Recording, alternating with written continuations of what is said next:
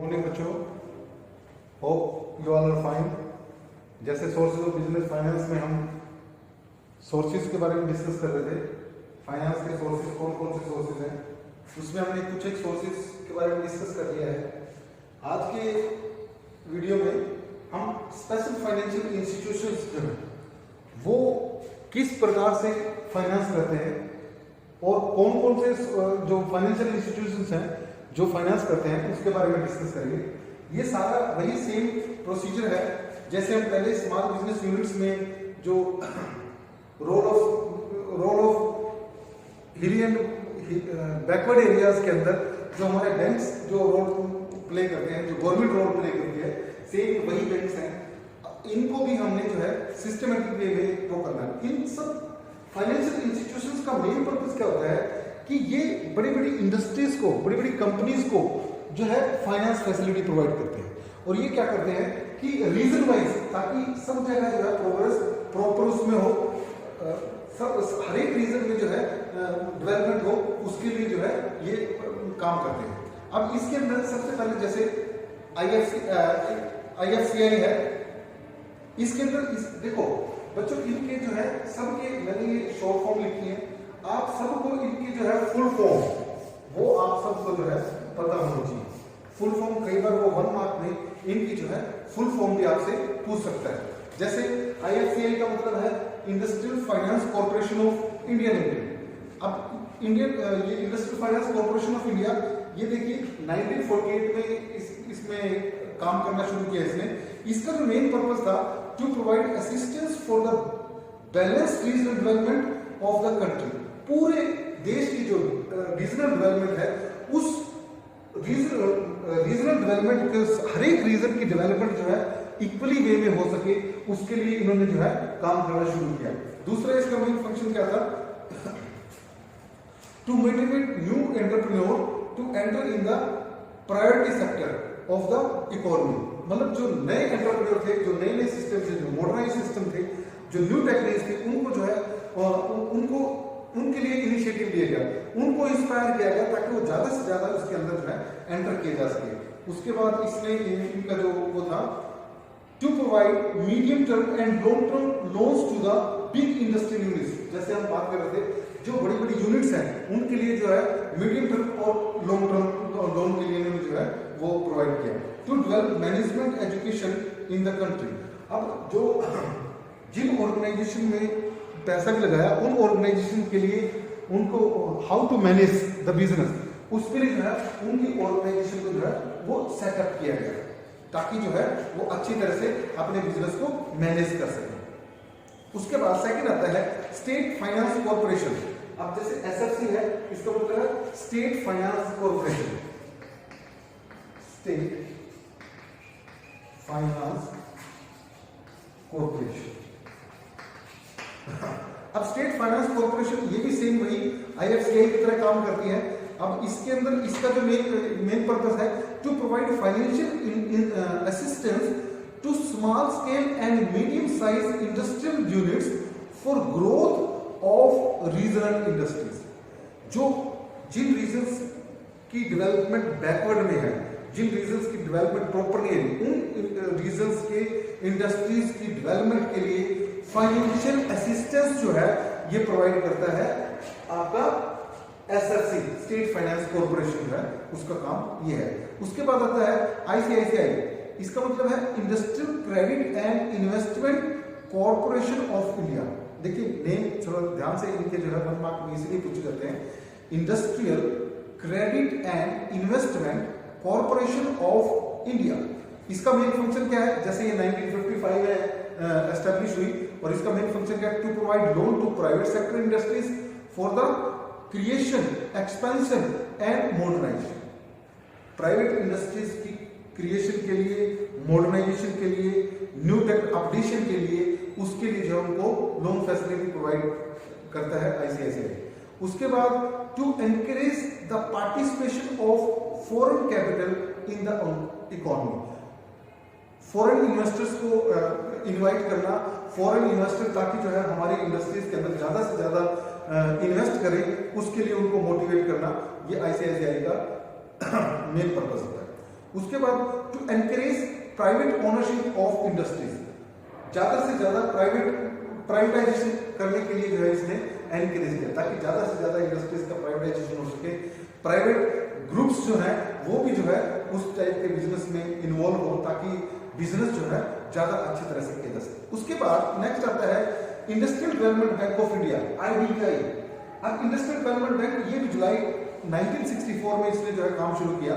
इसका जो main function था to coordinate the activities of other financial institution including commercial bank. जो दूसरे फाइनेंशियल इंस्टीट्यूशन है और जो कमर्शियल बैंक है उन सब की एक्टिविटी को जो है ये कोऑर्डिनेट करता है। उनको जहां पे अगर किसी चीज की उनको जरूरत है, उनको किसी टाइप की असिस्टेंस की जरूरत है, तो ये जो है IDBI उनको असिस्टेंस प्रोवाइड करता है। To provide assistance to other financial institution, दूसरे फाइनेंशियल इंस्टीट्यूशन को भी जो है ये असिस्टेंस प्रोवाइड करता है। नेक्स्ट कहता है to provide assistance to the industrial unit directly, जो हमारी इंडस्ट्रियल यूनिट्स हैं उनको ये डायरेक्ट असिस्टेंस प्रोवाइड करता है, ताकि वो इंडस्ट्रीज जो है प्रॉपरली काम कर सकें। उसके बाद to provide managerial and technical assistance to industries, managerial how to manage, और उनको जो है टेक्निक से रिलेटेड कोई न्यू टेक्निक्स डेवलप करना, उसके लिए जो है उनको फाइनेंशियल असिस्टेंस प्रोवाइड करता है IDBI।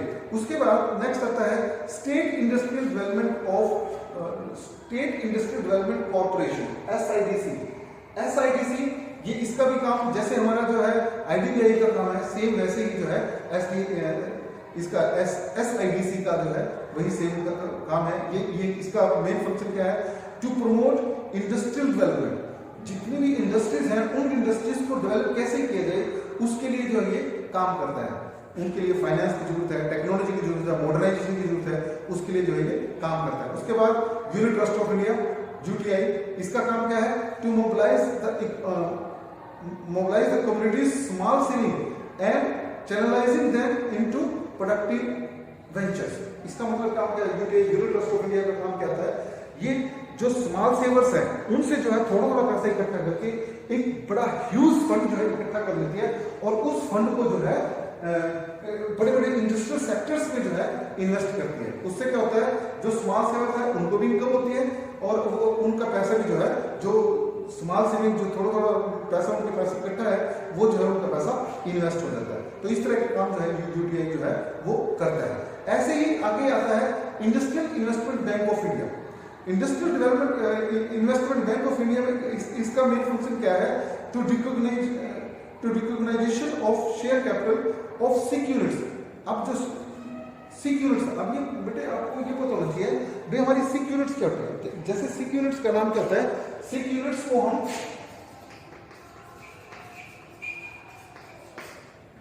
बेटे सिक यूनिट्स को हम बीमार यूनिट्स बोलते हैं। यानी वो इंडस्ट्रीज जो कॉन्टिन्यूसली कई सालों से लॉस में चल रही है और उनका प्रॉफिट कमाने का कोई भी अभी चांस नहीं है, तो उन इंडस्ट्रीज को सिक यूनिट्स बोलते हैं। अब ये इंडस्ट्रीज जब कंटिन्यूसली कई सालों तक लॉस में चलेगी तो बट नेचुरल है कि कभी ना कभी बंद होने के कगार पे है।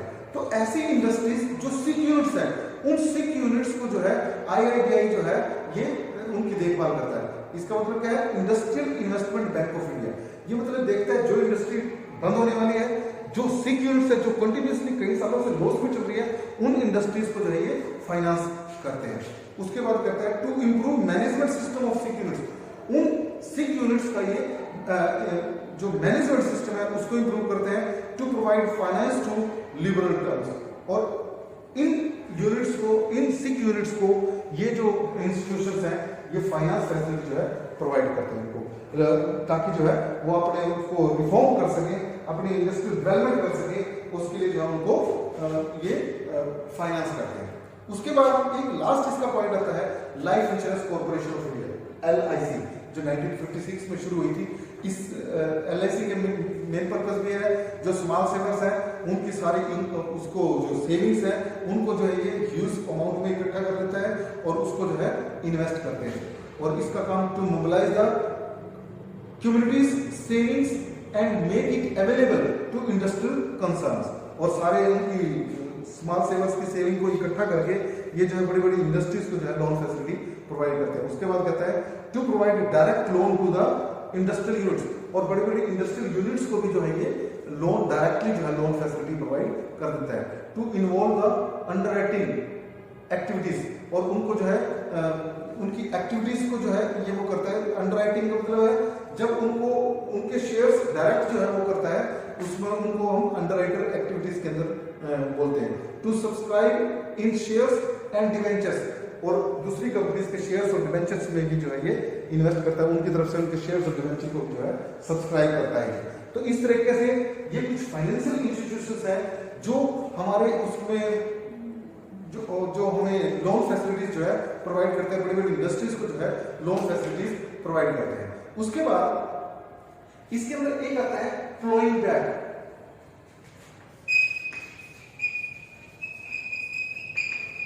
फ्लोइंग बैक ऑफ प्रॉफिट, इसका मतलब समझिए बेटे, ये भी एक इनकम का फाइनेंस करने का सबसे सस्ता सुंदर तरीका है। फ्लोइंग बैक को हम बेटे रिटेन्ड अर्निंग भी बोलते हैं, रिटेन्ड अर्निंग, और इसी को बेटे सेल्फ फाइनेंसिंग भी बोलते हैं। किसी भी नाम से जो है आ सकता है, मतलब एक ही है। सेल्फ फाइनेंसिंग का मतलब है अपने आप अपने बिजनेस को फाइनेंस करना। रिटेन्ड अर्निंग का मतलब क्या है, जो बेटे कंपनी को जो प्रॉफिट्स, एनुअल प्रॉफिट्स होते हैं, कंपनी क्या करती है, कंपनी उस सारे प्रॉफिट को खर्च ना करके, यूज ना करके, उसमें से कुछ पैसा जो है अपने पास रिटेन कर लेती है, जिसको हम रिटेन्ड प्रॉफिट बोलते हैं। तो ऐसे प्रॉफिट्स को जो बिजनेस में इन्वेस्ट किया जाता है, तो उसको जो है हम सेल्फ फाइनेंसिंग, रिटेन्ड अर्निंग, और इसका नाम देखिए फ्लोइंग बैक ऑफ प्रॉफिट। इसका नाम देखिए दोबारा से बोना। जैसे फसल होती है, फसल में से किसान क्या करता है, कुछ फसल जो है अपने पास रख लेता है, और उस फसल को जो उसने अपने पास स्टोर की है, उस फसल को नेक्स्ट ईयर जब उसको दोबारा से शुरू करने का, उसका बीज बोने का टाइम आता है, तो उसको क्या करता है, वो उसको दोबारा से जमीन पे बो देता है। उस सिचुएशन में क्या होता है, उसको बोलते हैं फ्लोइंग बैक, यानी अपने प्रॉफिट को सारे के सारे को यूज ना करके उसका कुछ हिस्सा रेनी डेज के लिए रखना, और जब उस पैसे की जरूरत हो तब उस पैसे को इन्वेस्ट करना, यानी अपने ही प्रॉफिट को, अपने ही प्रॉफिट को जो है अपने पास बचा के रखना, और जब जरूरत हो उसको यूज करना, तो उसको बोलते हैं फ्लोइंग बैक ऑफ प्रॉफिट। और ये इनकम का बेटे सबसे आसान सोर्स है, इसके लिए कोई रिक्वायरमेंट नहीं होती, कोई फ्लोटेशन कॉस्ट नहीं होती, और इस पे ना कोई इंटरेस्ट देना होता और ना कोई डिविडेंड देना होता। ये इनकम का सबसे मेन, इन्वेस्टमेंट का सबसे मेन सोर्स है, और ये लोन का जो है सबसे आसान तरीका है। इसमें जो है हमें ज्यादा से ज्यादा बेनिफिट्स होते हैं। तो इस तरीके से हमने ये फाइनेंस के जो है उसको हमने इसमें देखा, भाई फाइनेंस के सोर्सेज में स्पेशल फाइनेंशियल इंस्टीट्यूशन और finance flowing back of profit, ये किस प्रकार से हमारे बिजनेस में हमारी हेल्प करते हैं। और इन सब में जो है जो देखा जाता है, जो रिटेन्ड अर्निंग है, वो रिटेन्ड अर्निंग सबसे चीपेस्ट सोर्स है, सोर्स ऑफ फाइनेंस है। और ये तभी पॉसिबल है जब ऑर्गेनाइजेशन की जो रेपुटेशन है बहुत अच्छी हो, organisation time to time profit earn कर रही हो, और वो अपने प्रॉफिट को सारे प्रॉफिट को यूज ना करके उसमें से कुछ प्रॉफिट का हिस्सा वो अपने पास रिटेन्ड रखे, ताकि उसको जब पैसे की जरूरत हो या बिजनेस को एक्सपेंड करना हो, तो उस पैसे को जो है उस सिचुएशन में उसको यूज किया जा सके। तो उस सिचुएशन में जो है वो इस पैसे को यूज करती है। और फाइनेंशियल इंस्टीट्यूशंस में जो है वो फाइनेंशियल इंस्टीट्यूशंस हैं जो टाइम टू टाइम जो है वो कंपनीज को जो है कंपनीज या इंस्टीट्यूशंस को जो है लोन फैसिलिटी प्रोवाइड करते हैं। तो इस तरीके से आपने जो है ये सोर्सेज, इनके बारे में ध्यान रखना है। आगे इसके कुछ टाइप और हैं जिनको हम नेक्स्ट वीडियो में शेयर करेंगे। Thank you.